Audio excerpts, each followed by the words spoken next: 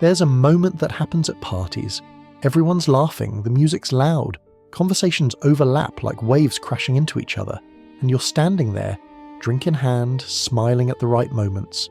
But inside, you feel like you're watching everything from behind glass. You hear the words people are saying, "How's work? Did you see that show? We should totally hang out sometime."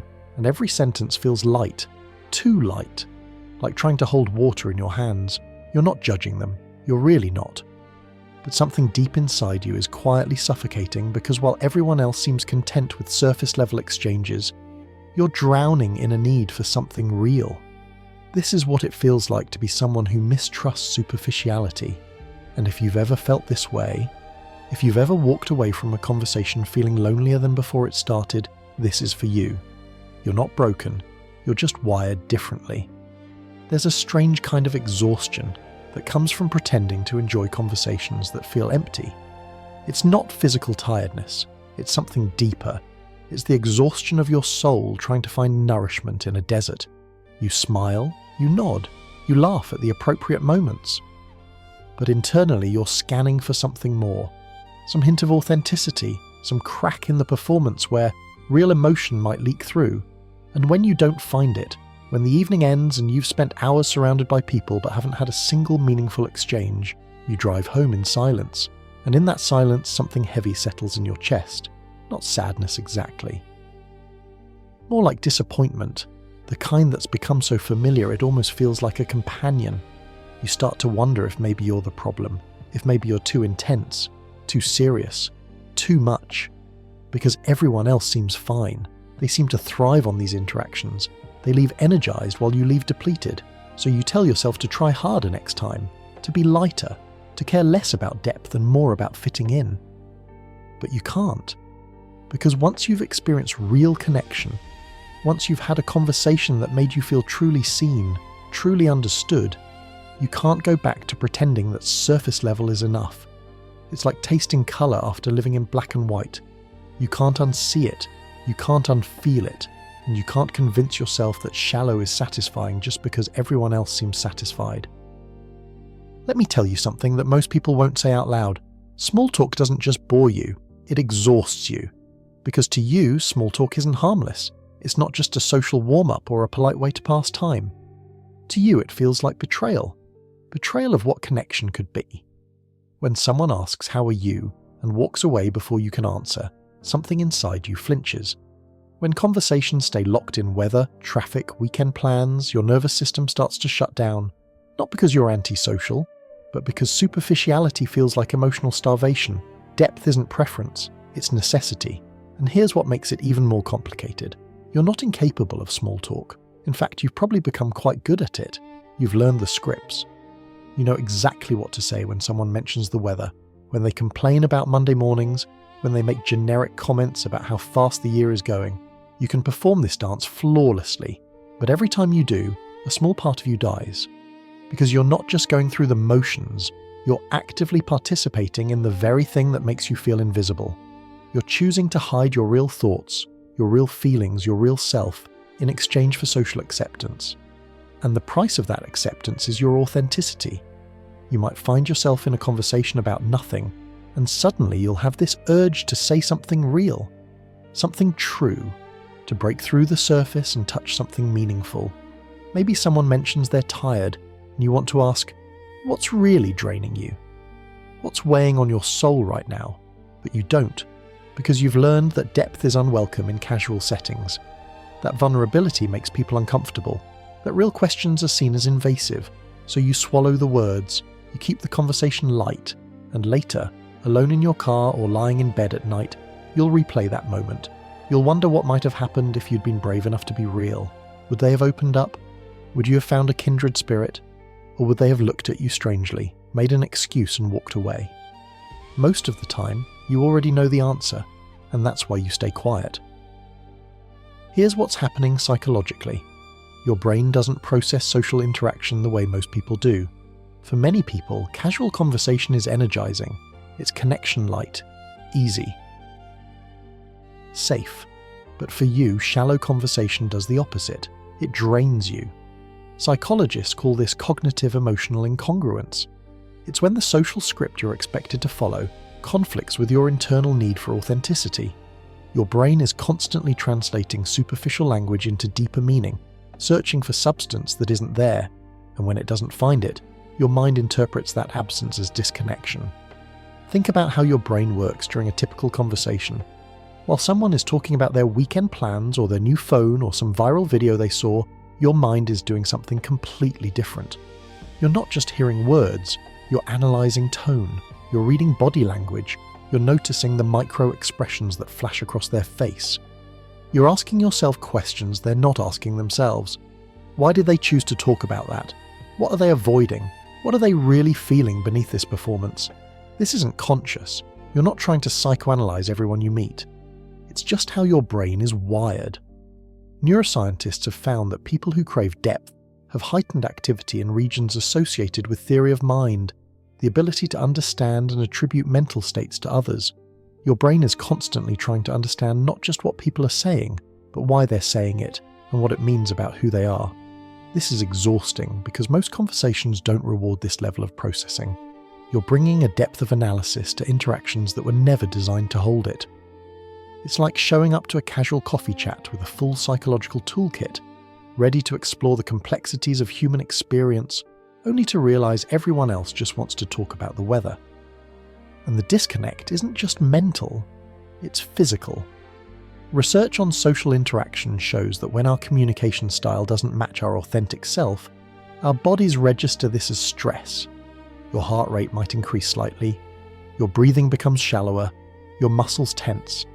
This is your nervous system detecting a threat, not a physical one, but an existential one.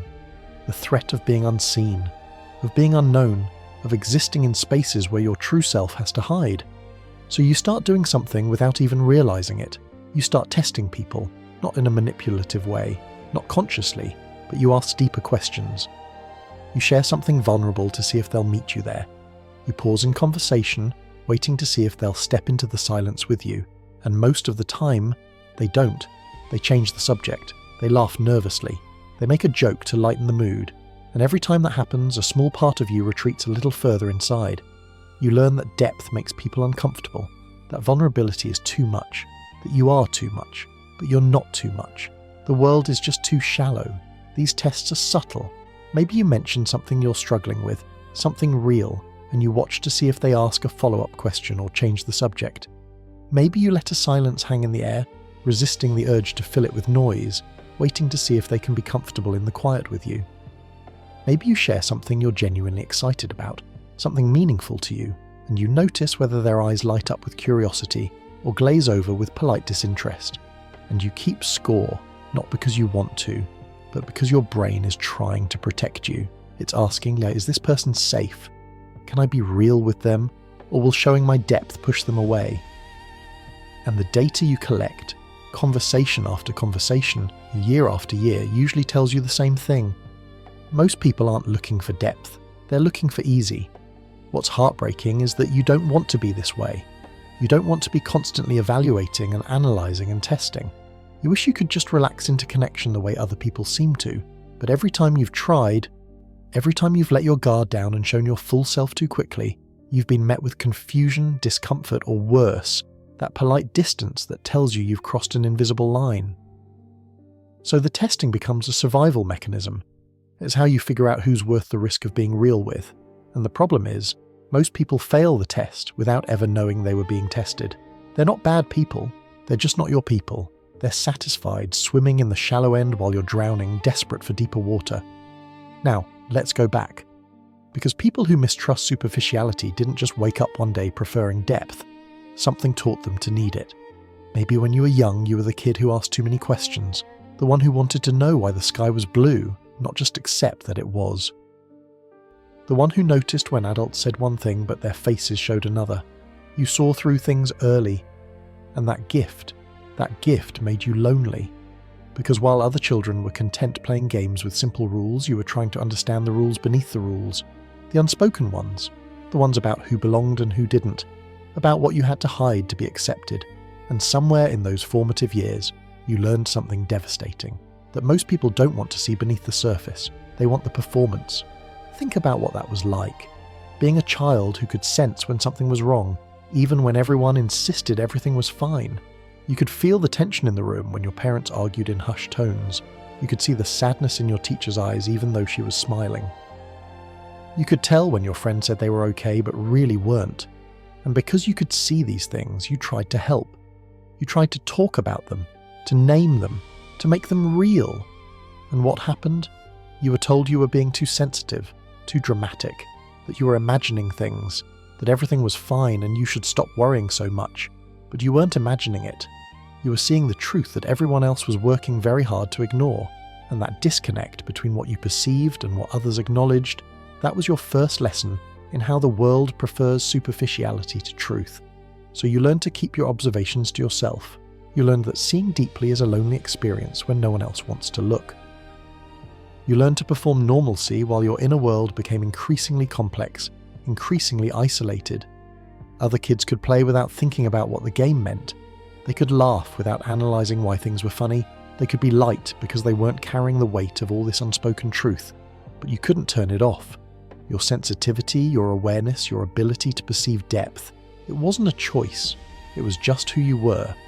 And growing up feeling like the only person who sees through the performance shapes everything about how you relate to others as an adult. Psychologically, this creates what's called early emotional differentiation. You developed emotional intelligence before you had the language for it. You could feel complexity before you understood it, and that made you an observer. A witness to things others missed. But witnessing without being able to share what you see is a special kind of isolation. You watched how people smiled with their mouths but not their eyes. How they said "I'm fine" while their hands trembled. How they filled silence with noise because silence made them confront something they were avoiding. You became fluent in subtext. And once you learn that language, you can never unhear it. You can't unsee what's beneath the surface. This fluency in subtext becomes both your superpower and your curse. You can walk into a room and immediately sense the emotional temperature. You know within minutes who's genuinely happy and who's performing happiness. You can tell when someone's laugh is real joy or nervous deflection. You notice when words and energy don't match. When someone says they're excited but their body language screams exhaustion. When someone claims they're fine but their voice cracks just slightly on the word. And because you notice these things, you feel things deeply. When someone is hurting, even if they're hiding it, you hurt with them. When someone is uncomfortable, you become uncomfortable. When there's tension in a group, even unspoken tension, you absorb it like a sponge. This is what psychologists call high sensory processing sensitivity. Your nervous system doesn't just receive information, it processes it at a deeper level, finding patterns and meanings that others miss entirely. Living with this level of awareness means you're constantly translating between two languages. The surface language that most people speak, where everything is fine and everyone is good and life is just busy, and the deeper language of what's actually happening, the unspoken emotions, the hidden struggles, the complex truths that exist beneath every interaction. And here's what makes it so exhausting. You can't turn this off. You can't stop seeing. Even when you want to just have a simple, easy interaction, your brain is processing layers of information. You notice that your friend keeps checking their phone and you wonder if they're anxious about something. You see that your co-worker's smile doesn't reach their eyes and you sense they're going through something difficult. You hear someone laugh too loud and you recognize it as the sound of someone trying to convince themselves they're having fun. None of this is conscious effort. It's just how you experience the world. And it means that shallow conversations aren't just boring to you, they're disorienting. Because you're picking up on all this emotional data, all these deeper currents running beneath the surface, but the conversation is insisting on staying shallow. It's like watching a movie where the soundtrack doesn't match what's happening on screen. The discord is jarring. But here's where it gets complicated, because seeing deeply is a form of caring deeply. When you ask someone "how are you?" really, you genuinely want to know. When you notice they seem sad, you don't just brush past it. You want to sit with them in that sadness, to understand it, to help them feel less alone in it. But most people aren't looking for that. They're looking for distraction, for lightness, for someone to help them avoid what's heavy, not explore it. And when you offer depth and they want shallow, you start to believe something dangerous, that your way of loving is wrong. Because that's what it is, isn't it? Your desire for deep connection, your need to truly know people and be known by them, it's a form of love. It's how you show care. When you ask someone a real question, when you remember the small details they shared weeks ago, when you notice a shift in their energy and check in with genuine concern, you're offering them something rare. You're offering them the gift of being truly seen. But this kind of love, this depth-seeking, truth-telling, complexity-embracing love, it intimidates people. Because being truly seen requires vulnerability. It requires dropping the masks we all wear. It requires admitting that we're not always fine, that life is harder than we pretend, that we're struggling with things we don't talk about, and most people aren't ready for that. They've spent years perfecting their performance. They've built entire identities around seeming like they have it all together, and your willingness to go deep threatens that construction. So they deflect, they joke, they change the subject, they keep you at arm's length, not because they don't like you, but because getting close to you means getting real. And getting real is terrifying. It means confronting all the things they've been working so hard to avoid. The loneliness, the disappointment, the fear, the sadness, the complexity of being human in a world that demands we simplify ourselves into something manageable. And when this happens enough times, when you offer your depth and have it rejected again and again, you start to internalize a painful belief that there's something wrong with the way you love, that your intensity is too much, that your need for authentic connection is unreasonable, that you should learn to be satisfied with less, with lighter, with shallower. So you start to hide, not all at once, but gradually. You learn to tone yourself down, to ask fewer questions, to share less of what you're really thinking, to perform the same superficiality that drains you, because at least performing gets you proximity to others, even if it doesn't get you real connection. So you adjust. You learn to keep your observations to yourself.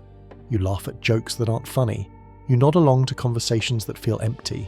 You perform the role of easygoing even though everything inside you is screaming for real. And over time, something breaks inside you. Not loudly, quietly. It's the kind of breaking that happens so slowly you don't even notice it at first. One day you realize you can't remember the last time you said what you really thought, or the last time you shared something that felt truly vulnerable, or the last time you had a conversation that left you feeling energized rather than depleted. You've become so good at performing superficiality that you've almost forgotten what your authentic self sounds like. And the strangest part is that people think you're doing well. They compliment you on being so easygoing, so agreeable, so pleasant to be around. They have no idea that every interaction is a performance, that you're constantly monitoring yourself, editing your words, suppressing your real reactions. They don't know that behind your smile, there's a part of you that's dying from lack of genuine connection. This is what psychologists call self-silencing. It's when you systematically suppress your authentic thoughts, feelings, and needs in order to maintain relationships and avoid conflict. And research shows that chronic self-silencing is linked to depression, anxiety, and a profound sense of emptiness. Because you can't silence your deepest self without consequences. Every time you choose performance over authenticity, you lose a little bit of your connection to who you really are. You start to notice a strange split within yourself. There's the public you, the one who shows up to social gatherings and knows how to play the game. This version is likable, acceptable, safe. And then there's the private you, the one who only comes out when you're alone. This version is thoughtful, intense, deeply feeling. And the gap between these two versions grows wider over time until you start to feel like you're living two separate lives. You stop trusting people who stay on the surface. Because if they can't go deep with you, you assume they can't be trusted with the parts of you that live there. Shallow isn't safe, it's just absent.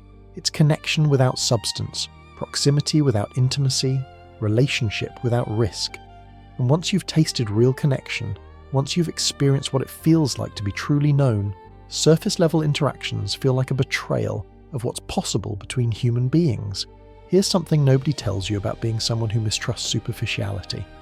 You can be surrounded by people and still feel invisible, because visibility isn't about being seen. It's about being understood, and understanding requires depth. It requires someone willing to ask the questions that don't have easy answers, someone who can sit in discomfort without rushing to fix it, someone who doesn't just hear your words but feels the weight of what you're not saying. And those people, they're rare. This is perhaps the loneliest aspect of living with this mistrust of superficiality. You can have dozens of acquaintances, a full social calendar, a phone full of contacts, and still feel fundamentally alone. Because none of these connections touch the core of who you are. They exist at the surface, where everything is pleasant and manageable and safe. But your real self, the one with complex thoughts and difficult questions and deep emotions, that self remains unseen, unknown, unwitnessed. And there's a particular kind of pain in this. It's not the pain of physical isolation, it's the pain of being alone in a crowded room, of speaking words that are heard but not understood, of existing in relationships where you're known by name and face and surface-level facts, but not known in any way that actually matters. It's the loneliness of going through your days knowing that if you disappeared, people might notice your absence, but they wouldn't understand what was actually lost, because they never really knew what was there. You start to wonder sometimes if maybe you're asking too much, if maybe this need for depth, for real connection, for conversations that matter, if maybe it's unrealistic. After all, everyone else seems content with surface-level friendships. They can chat about nothing for hours and walk away feeling fulfilled. They can maintain dozens of shallow connections and call that a rich social life. So maybe the problem is you. Maybe you need to lower your expectations, adjust your needs, learn to be satisfied with less. But here's what's insidious about that thought. It's asking you to betray yourself, to deny what you know to be true about what real connection feels like, to pretend that shallow is satisfying when it leaves you feeling empty. And every time you try to convince yourself that superficial is enough, a part of you knows you're lying. Because you can't unknow what depth feels like. You can't unfeel what real understanding does to your soul, so you adapt to loneliness in a way most people don't understand. You build an inner world so rich, so complex, that you can almost survive there entirely. You fill your solitude with books, art, music, thoughts that spiral into philosophy at 2 a.m. You become comfortable in your own depth, but comfortable doesn't mean content. Your inner world becomes a sanctuary. It's where you can think without censoring yourself, feel without performing, exist without adjusting to make others comfortable. You discover that ideas can be companions, that books can be conversations, that music can understand you in ways people can't. You find thinkers and artists who lived decades or centuries ago, who speak to something in you that no one in your current life seems to touch. You might spend hours lost in thought, exploring questions that have no answers. What does it mean to live authentically in a world that rewards performance? How do we find meaning in the brief flicker of time we're given? Why do most people seem satisfied with surfaces when there's so much more beneath? These aren't idle musings, they're how you make sense of existence. They're how you process the complexity of being alive. And in this rich inner life, you're never bored. You could spend days alone and find endless things to explore, to think about, to feel. You don't need constant stimulation or entertainment because your mind provides its own depth. This makes you seem self-sufficient to others, maybe even intimidating. They see someone who's comfortable being alone and they assume you don't need people. But that's not true. You need people desperately. You just need the right kind of people. Because here's the paradox. The more comfortable you become with your own depth, the harder it becomes to find someone who can meet you there. You're not looking for someone to fill your loneliness anymore. You're looking for someone who can enhance your richness, someone who can add to your depth rather than dilute it, someone whose inner world is as complex as yours and who wants to explore the spaces where those worlds intersect. Your standards aren't high because you're judgmental. They're high because you know what it feels like when connection is real, and you'd rather be alone with your rich inner world than surrounded by people who can only skim the surface. This is self-preservation, not snobbery. It's choosing solitude over superficiality because at least solitude doesn't pretend to be something it's not. You don't want more people, you want real people, and that's exhausting. Because modern social life is built on superficiality, on quick exchanges, on keeping things light, on how are you meaning please don't actually tell me, on friendships that exist in group chats but disappear when you need someone to sit with you in silence. Psychologists have studied this. They call it relational depth deprivation. It's not the same as loneliness from being alone. It's loneliness from being surrounded by the wrong kind of connection. It's the loneliness of knowing that if you disappeared tomorrow, people would miss your presence, but not notice your absence. Think about what this actually means. Relational depth deprivation is what happens when all of your connections exist at a surface level, when every interaction follows a script, when conversations never deviate from safe topics like work, weather, and weekend plans, when no one asks how you really are, and when they do ask, they don't wait for a real answer. Research shows that this kind of deprivation has measurable effects on mental and physical health. People who lack deep connections experience higher rates of anxiety and depression. They have weaker immune systems. They report feeling emotionally numb, like they're going through the motions of life without actually feeling alive. Because humans aren't designed to exist in a state of perpetual superficiality. We need depth. We need to be known. We need relationships where we can show our full complexity and still be accepted. But finding that in modern life feels nearly impossible. We live in a culture that celebrates busyness, that treats depth as inefficient, that mistakes constant connectivity for genuine connection. We're encouraged to network, to build our social media following, to collect contacts and connections like their currency. But none of this creates the kind of deep, nourishing relationships that actually sustain the soul. So you end up in this strange position. You might have hundreds of people who could tell you facts about your life, who you work with, where you went to school, what you do for fun, but you might not have a single person who knows what keeps you awake at night, what you're afraid of, what you dream about, what questions haunt you, what makes you feel alive. The things that actually matter get left out of every conversation because there's no space for them in superficial exchange. They'd miss what you did for them, the laughs, the help, the energy you brought, but they wouldn't miss you, the real you. The one who thinks about mortality at sunset, who cries at beautiful things, who carries questions that will never have answers, because that person has learned to stay hidden. That person only exists in the privacy of your own thoughts, in the journals no one reads, in the 3 a.m. realizations that you have no one to share with. And maybe that's why you've learned to be okay with having fewer people in your life. Because 5 shallow connections feel lonelier than 1 deep one, even if that 1 deep one is just yourself. Solitude feels safer than shallow. Let's talk about what happens when you've been let down by superficiality enough times. You build walls, not obvious ones, invisible ones. From the outside, you might look fine. Social even. You show up to events. You engage in conversation. You smile, nod, participate. But inside, you've created a system, a filtering system. You've learned to categorize people quickly.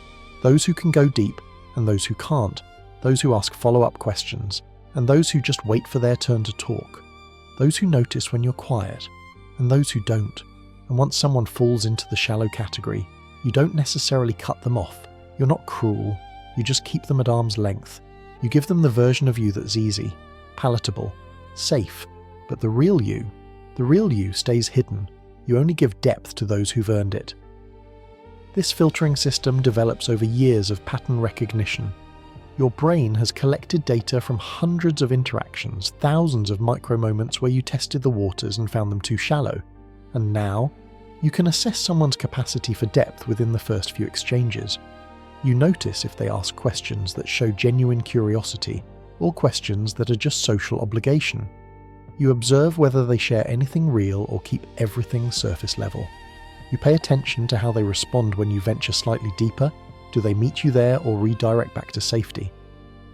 And based on these observations, you sort people into categories. Most fall into the acquaintance category, people you can be friendly with but never real with. Some make it to the friend category, people who can handle occasional depth but need regular breaks back to superficiality.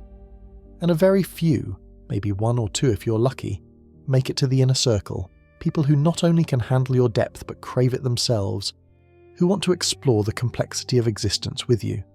This categorization isn't cold or calculating, it's protective. It's your psyche's way of managing a fundamental need, the need to be authentic, while living in a world that mostly punishes authenticity. If you didn't have this system, you'd constantly be getting hurt by offering depth to people who can't or won't receive it. You'd exhaust yourself trying to connect with people who only want connection light. You'd keep reopening wounds that never get a chance to heal.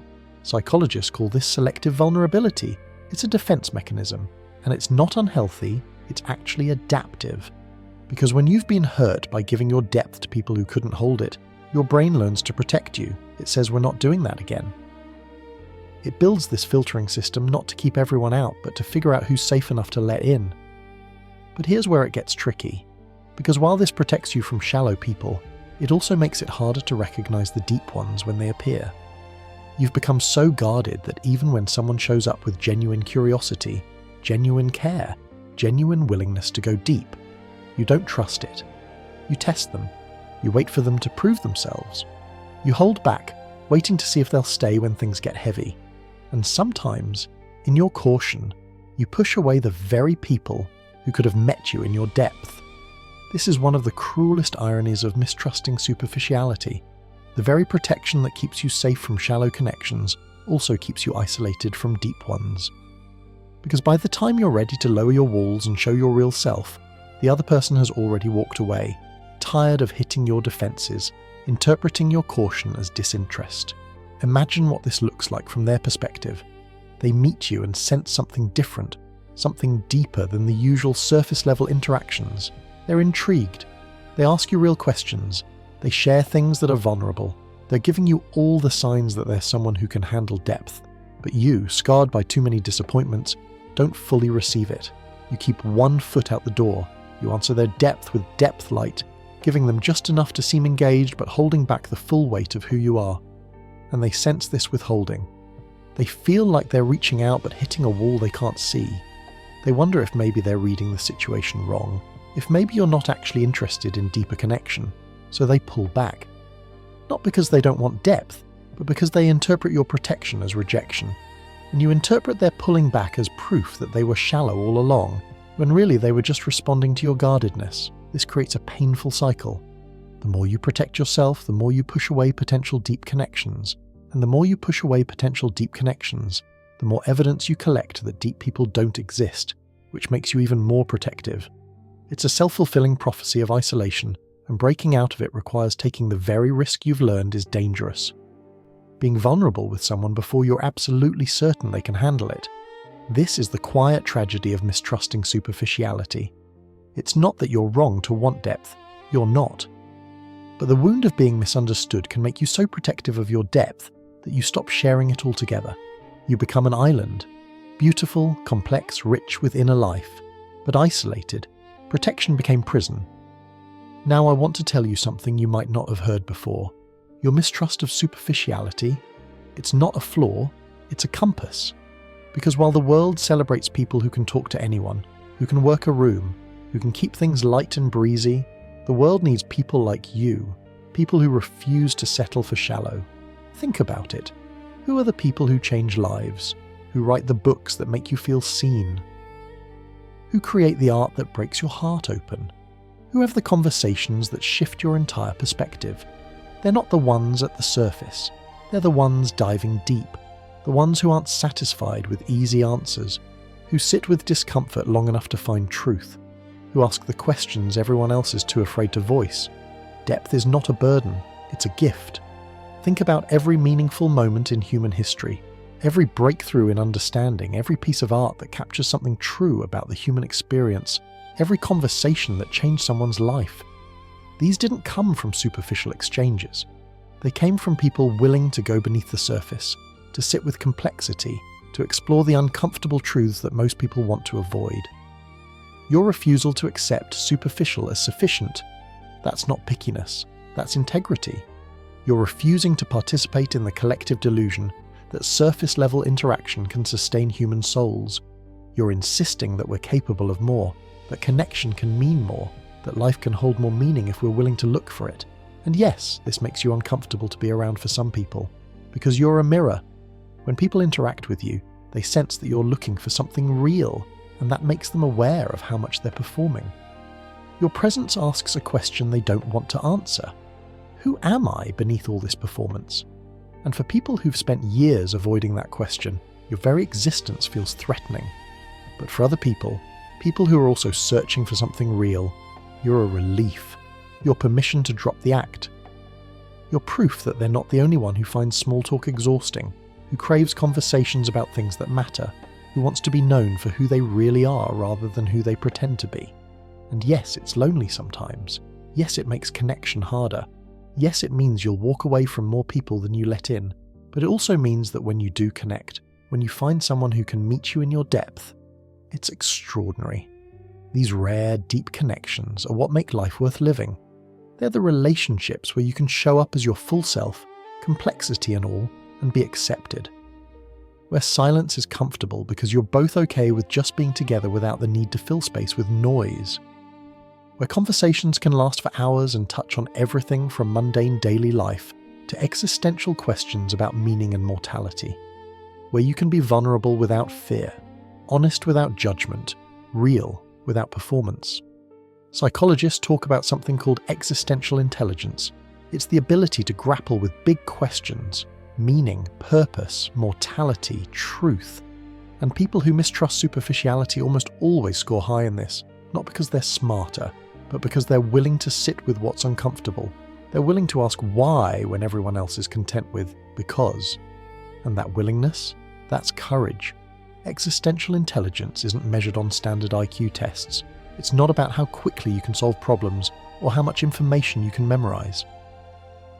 It's about your capacity to engage with fundamental questions about human existence. Questions like, what makes a life meaningful? How do we face mortality? What does it mean to live authentically? How do we create purpose in a universe that doesn't come with instructions? Most people avoid these questions, not because they're not intelligent, but because these questions are uncomfortable. They don't have clear answers. They require you to sit with uncertainty, with complexity, with the reality that life might not have the neat, simple explanations we wish it had. It's easier to stay busy, to focus on surface concerns, to fill your days with distractions that keep you from confronting these deeper existential realities. But you can't do that. Your mind won't let you. You're compelled to ask these questions, to explore these depths, even when it would be more comfortable not to. This isn't a choice you're making, it's how you're wired. Your brain is constantly searching for meaning, for pattern, for truth beneath appearance. And once you start seeing things at this level, you can't unsee them. This is why small talk feels so jarring to you. It's not just that it's boring, it's that there's this massive existential reality, this profound complexity to human existence, and most conversations pretend none of it exists. People talk about their weekend plans while you're aware that we're all moving toward death, that every moment is fleeting, that nothing is guaranteed. They complain about minor inconveniences while you're trying to figure out how to live authentically in a world full of performance, and this awareness, this existential consciousness, it's both a gift and a burden. The gift is that you experience life with more depth, more meaning, more richness than many people ever access. You don't sleepwalk through existence. You're awake to the mystery and complexity of being alive. But the burden is that this awareness can feel isolating. You're thinking about things that most people don't want to think about, asking questions that most people don't want to ask. And it's hard to connect with people when you're operating on such different frequencies. So if you've ever felt broken for not being able to do small talk, if you've ever felt guilty for pulling away from people who only skim the surface, if you've ever wondered why you can't just be normal and enjoy surface-level friendships, let me tell you this. You're not broken. You're awake. You're not too much. The world is just too little. Let's get practical for a moment, because depth can sound abstract, philosophical, out of reach. But real depth? It's simpler than you think. Depth isn't about talking about Nietzsche at 3 a.m. It's not about intellectual superiority or rejecting anything light-hearted. Depth is presence. It's when someone asks, "How are you?" and actually waits for the answer. It's when silence doesn't need to be filled. It's when someone remembers the small thing you mentioned 3 weeks ago. Depth is felt, not performed. Connection isn't loud, it's listening. And here's what you need to understand. Just because someone doesn't talk about philosophy doesn't mean they're shallow. Just because someone enjoys small talk doesn't mean they can't go deep. Because depth isn't about topic, it's about intention. Let me give you some examples of what real depth actually looks like in everyday life. Because once you start recognizing it, you'll see it's not as rare as you thought. It's just hidden beneath the surface, waiting for someone to acknowledge it. Depth is when you mention you're feeling tired, and instead of saying, "Yeah, me too," they pause and ask, "What kind of tired?" Like you didn't sleep enough, or something deeper? That question, that willingness to explore nuance, that's depth. Depth is when you're both sitting in comfortable silence, maybe just being in the same space, and neither of you feels the need to fill that silence with noise. You can just exist together without performing. That's depth. Depth is when someone shares something difficult and instead of immediately trying to fix it or offer solutions, you just say, "That sounds really hard. I'm here." And you mean it. You don't need to make it better, you can just witness their struggle. That's depth. Depth is when someone remembers not just the facts you shared, the "I got a new job," but the feelings you expressed. You seemed anxious about whether you'd made the right choice. They remember the person behind the facts. That's depth. Depth is when you can have a conversation that moves fluidly between lightness and heaviness. You can laugh about something silly, then seamlessly shift into talking about something that matters, then back to lightness again. The relationship can hold the full spectrum of human experience. That's depth. Someone can talk about the weather and still make you feel seen, because they're not just filling space with words, they're attuned to your energy. They notice if you seem distracted or distant. They ask if you're okay with genuine concern. The content of conversation matters less than the quality of attention beneath it. Someone can discuss their day and still make you feel understood, because they share not just what happened, but how it made them feel. They give you access to their inner experience, not just the external events. And they're interested in your inner experience too. They want to know not just what you did, but how you are. It's not what they talk about. It's how they listen. It's how they remember. It's how they show up. It's whether their presence makes you feel more like yourself or less. It's whether you can be honest with them or whether you find yourself editing, performing, hiding. And maybe that's where the healing begins. When you realize that you don't need everyone in your life to go deep. You just need a few people who can. And you need to be okay with letting the rest stay shallow. Not because they're bad people, but because not everyone is meant to know all of you. Not everyone deserves access to your depths. This is where boundaries become sacred. Because you can engage with surface-level people without resenting them. You can enjoy light conversation without feeling betrayed by it. As long as you have somewhere to put your depth, a friend who gets it, a therapist who listens, a journal that holds your truth, art, music, solitude. Depth doesn't always need witnesses. Sometimes it just needs space. Learning this is one of the most important shifts you can make, because for so long, you might have approached every interaction hoping it would be the one, the conversation that finally goes deep, the person who finally understands, and when it doesn't happen, when they stay at the surface, you feel disappointed, betrayed even, because you showed up ready for real connection and they showed up for small talk. But what if you stopped expecting depth from everyone? What if you could accept that most interactions will be surface level? And that's okay. Not every conversation needs to be profound. Not every relationship needs to hold your full complexity. Some people are in your life for lightness, for ease, for simple companionship, and that has value too, as long as you also have places where you can be deep. This requires a fundamental reframe. Instead of seeing shallow connections as failures, see them as neutral. They're not bad, they're just not everything.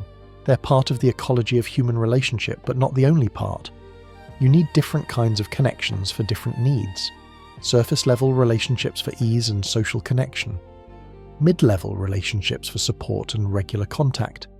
And deep relationships for true understanding and authentic intimacy. The mistake is expecting every relationship to be deep, or worse, dismissing every relationship that isn't. Because when you do that, you end up completely isolated. You cut people out for not meeting needs they never knew they were supposed to meet. You hold everyone at arm's length because they can't give you the depth you crave. And meanwhile, your need for depth has nowhere to go. So you find places for it. Maybe you have one friend, just one, who really gets it. You can go weeks without talking, but when you do connect, you pick up right where you left off, diving immediately beneath the surface. That one friendship sustains you in a way that dozens of shallow friendships never could. Or maybe you have a therapist, someone whose literal job is to hold space for your depth, to help you explore the complex inner landscape that most people don't want to hear about. That's not sad or weak. That's wise. It's recognizing that your need for depth is valid and finding a healthy outlet for it. Or maybe you journal, You write everything you can't say out loud, all the observations, the questions, the realizations, the feelings that are too complex to fit into casual conversation. Your journal becomes the witness to your depth, holding it when human witnesses aren't available. Or maybe you find it in art. In books written by people who understood what it's like to see beneath surfaces, in music that expresses what words can't, in films that explore the complexity of human experience, in paintings that capture something true about existence. You find kindred spirits in artists who lived decades or centuries ago, who left behind evidence that you're not alone in how you experience the world. Or maybe you find it in solitude, in long walks where you can think without interruption, in quiet evenings where you can just be with yourself without needing to perform or explain or adjust, in moments where you can feel the full weight of your own existence without anyone asking you to make it lighter or simpler or more palatable. So where does this leave you if you've spent years mistrusting superficiality? If you've built walls to protect your depth? If you've learned to expect disappointment from connection? How do you open again? The answer isn't to lower your standards. It's not to force yourself to enjoy shallow conversation or pretend you're fine with surface-level connection. That's not healing. That's silencing yourself again. The answer is to trust your instincts about people, to honour your need for depth without making it a weapon, to recognise that your mistrust of superficiality is protective, not punitive. Your depth is discernment, not judgment. Because here's the truth. You don't need to change. The world needs more people like you. People who refuse to accept surface level as enough. People who ask the hard questions. People who sit with discomfort long enough to find truth. But you do need to learn how to hold your depth without letting it isolate you. How to protect yourself without closing off completely. How to discern between people who genuinely can't go deep and people who just need time and trust before they will. This is delicate work. Because on one hand, you need to honour your boundaries. You can't keep giving your depth to people who can't hold it. That's not sustainable. It leaves you depleted and resentful. But on the other hand, you can't be so protected that you miss opportunities for real connection when they appear. So how do you find this balance? How do you stay open without being naive? How do you protect yourself without building walls so high that no one can ever reach you? You start by recognizing that trust is earned gradually. You don't have to show all of yourself to someone immediately. You can reveal your depth slowly, in layers, watching how they respond to each layer before going deeper. This isn't game playing, it's wisdom.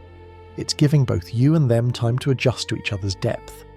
You notice how people respond to small vulnerabilities before sharing big ones. If you mention something slightly difficult and they respond with curiosity rather than platitudes, that's a good sign. If you share something you care about and they ask follow-up questions, that's a green light to go a little deeper. But if they consistently redirect back to surface topics, if they seem uncomfortable with anything real, you can keep them at an appropriate distance without feeling guilty about it. You also learn to differentiate between people who can't go deep and people who haven't been given permission to. Some people are so used to superficial interactions that they don't even realise depth is an option. They might be capable of it, even hungry for it, but they've learned to stay safe at the surface. If you sense this in someone, if you notice hints of depth beneath their surface-level presentation, you can gently invite them into deeper territory. Ask a real question, share something authentic, create space for them to go below the surface if they want to. But you also need to accept that some people genuinely prefer to stay shallow, and that's okay, that's their choice. It doesn't make them bad people, it just makes them incompatible with your deepest needs.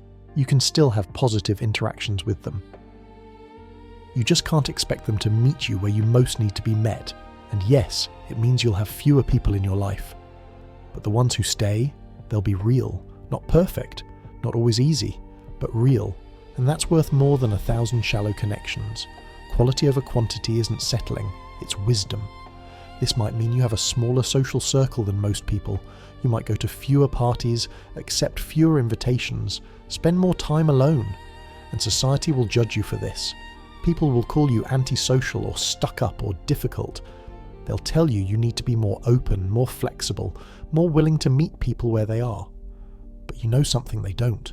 You know that connection without depth isn't really connection at all, it's just proximity. And you'd rather have one person who truly sees you than 100 who only know your surface. So the next time you're at that party, When everyone's laughing and the conversations feel light and you're standing there feeling like you're behind glass, remember this. You're not broken. You're not too serious. You're not incapable of connection. You're just someone who knows that depth exists, and once you've tasted it, you can't pretend shallow water is an ocean. You weren't made for shallow, and that's okay. Maybe you'll leave that party early. Maybe you'll send the polite text, "Great seeing you," and maybe on your way home, you'll feel that familiar ache of not quite belonging. But then you'll get home, you'll pour yourself tea, you'll put on music that understands, and you'll remember. Solitude isn't loneliness when it's chosen, and depth isn't isolation when it's honoured. There's something profound about choosing to leave spaces that don't serve you, about recognising that you don't owe anyone your performance of normalcy, about understanding that your capacity for depth is not something to be ashamed of, but something to be protected, because the world will constantly ask you to be less, to simplify yourself, to dumb down your thoughts, to make yourself more palatable, more accessible, more easy to digest. And every time you resist that pressure, every time you choose authenticity over acceptance, you're doing something revolutionary. You're insisting that your inner world matters. That complexity has value. That depth is not a luxury but a necessity. And that refusing to participate in mass superficiality is not antisocial. It's self-preserving. Think about what you're actually protecting when you set these boundaries. You're protecting your capacity for wonder, for deep thought, for meaningful exploration of what it means to be alive. You're protecting the part of you that can still be moved by beauty, that can still ask difficult questions, that can still see beneath surfaces to the truth beneath. If you lose that by trying to fit in, if you sacrifice your depth for belonging, you might gain social acceptance, but you'll lose yourself. And no amount of surface-level connection can compensate for the loss of your authentic self. So yes, it's hard. Yes, it's lonely sometimes. Yes, there will be moments when you wonder if you're making a mistake, if you're asking too much, if you should just learn to be satisfied with what everyone else seems satisfied with. But in those moments, remember this. Every person who ever created something meaningful, every artist, writer, thinker, innovator, who left behind work that still matters decades or centuries later, they all understood this same truth. Depth matters. Authenticity matters. Refusing to settle for superficial matters. They were often lonely too, often misunderstood, often isolated by their refusal to stay at the surface. But that isolation is what allowed them to go deep enough to find something true, something real, something that could touch other people's depths even when they weren't there to witness it. You're allowed to need more, you're allowed to want real, and you're allowed to walk away from anything that asks you to be less than you are. Your depth is not a flaw, it's your truth.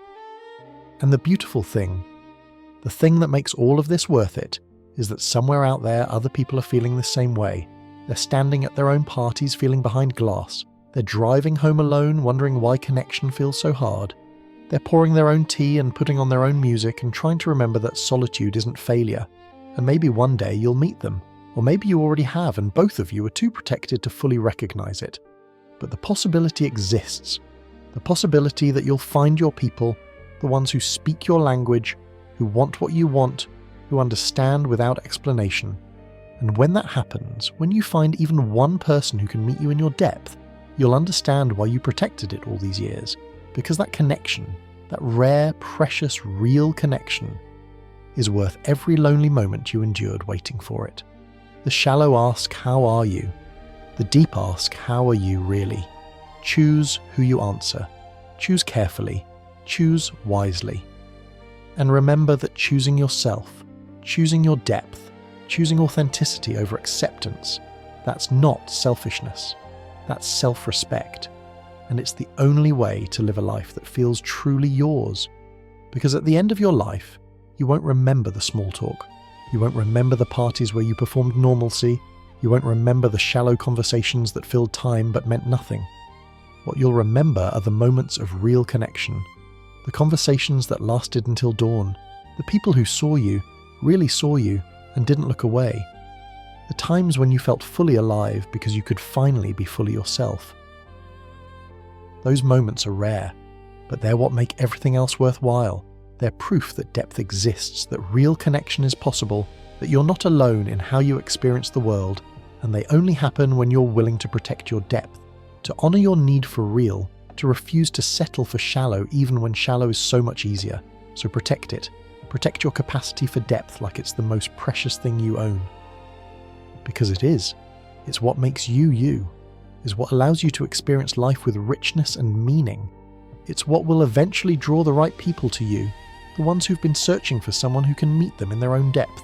And in the meantime, while you're waiting for those connections, while you're navigating a world that often feels too shallow for your soul, be gentle with yourself. You're doing something difficult.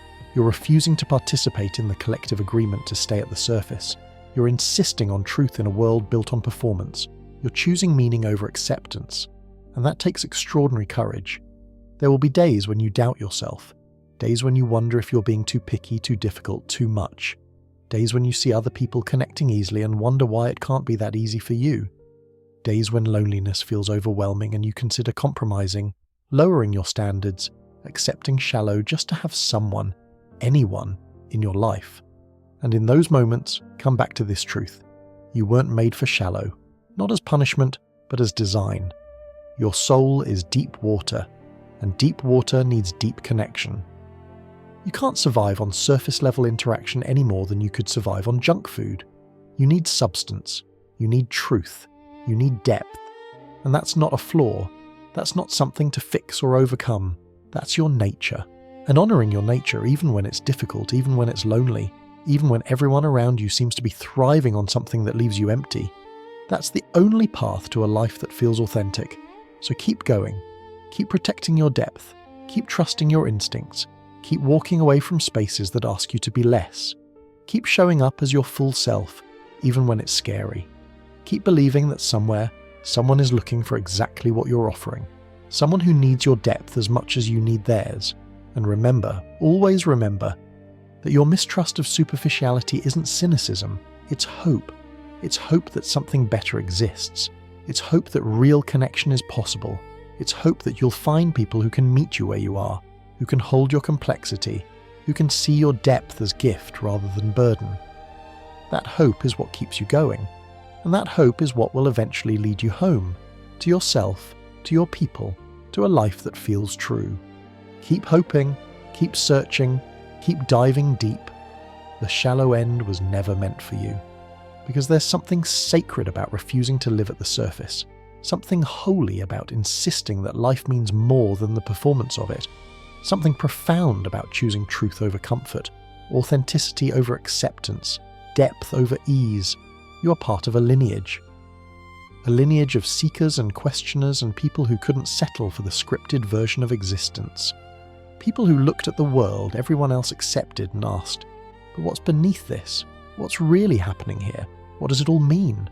And in asking those questions, in refusing to accept easy answers, they changed the world. They created art that still moves us. They asked questions that still matter. They lived lives that still inspire. You're part of that tradition. And even if you never write a book or create art or do anything the world considers significant, you're still doing something radical. You're living authentically. You're refusing to pretend. You're insisting on depth in a shallow world. And that matters. That always matters. So the next time you feel alone in a crowded room, remember, you're not alone in feeling alone. Somewhere, others are feeling this too. Your people are out there, also protecting their depth, also navigating superficiality, also searching for real. And maybe you haven't found them yet, but they exist. And the fact that you keep searching, keep hoping, keep refusing to settle, that's how you'll eventually find them. Until then, you have yourself, you have your depth, you have your truth. And that's not nothing, that's everything. Because at the end of the day, the relationship that matters most is the one you have with yourself. And if you can look in the mirror and know that you're living authentically, that you're honoring your need for depth, that you're being true to who you really are, then you're already home. You weren't made for shallow, you were made for this, for depth, for truth, for real. And that's exactly where you belong.